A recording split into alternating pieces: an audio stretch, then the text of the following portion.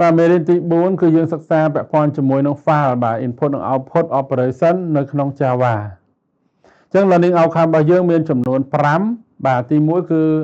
អាចអានអាចសរសេរដោយប្រើប្រាស់នៅ file reader file writer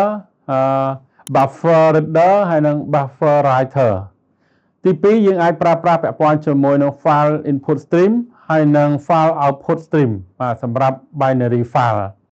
ទី3យើងគ្រប់គ្រង error នៅពេលដែល file not found ឬក៏ permission deny ទី4គឺយើងប្រើប្រាស់នៅ drive with resource ដើម្បីបិទ file automatic ទី5គឺអនុវត្ត mini project បាទ self studently read log ឬក៏ export ជា text file ដើម្បីបង្កើត feature ប្រើ file សម្រាប់ CRUD data បាទ content របស់យើងមាន6បាទទី1គឺមូលដ្ឋានខ្លីៗអំពី file system ហើយនិង path នៅក្នុង Java ទី2គឺ file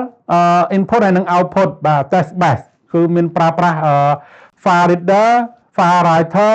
buffer reader ហើយនិង buffer writer ទី3គឺពាក់ព័ន្ធជាមួយនឹង file IO ដែរគឺប្រើ binary ដោយយើងប្រើប្រាស់ file input stream ហើយនិង file output stream ទី4ការប្រើប្រាស់ try with resource ដើម្បីបិទ resource ដោយស្វ័យប្រវត្តិទី5ការដោះស្រាយ IO exception ហើយនិង file not found exception និងទី6ឧទាហរណ៍ពាក់ព័ន្ធជាមួយកម្មវិធីកត់ត្រា log នៅក្នុង file ដោយអានទិន្នន័យចេញវិញ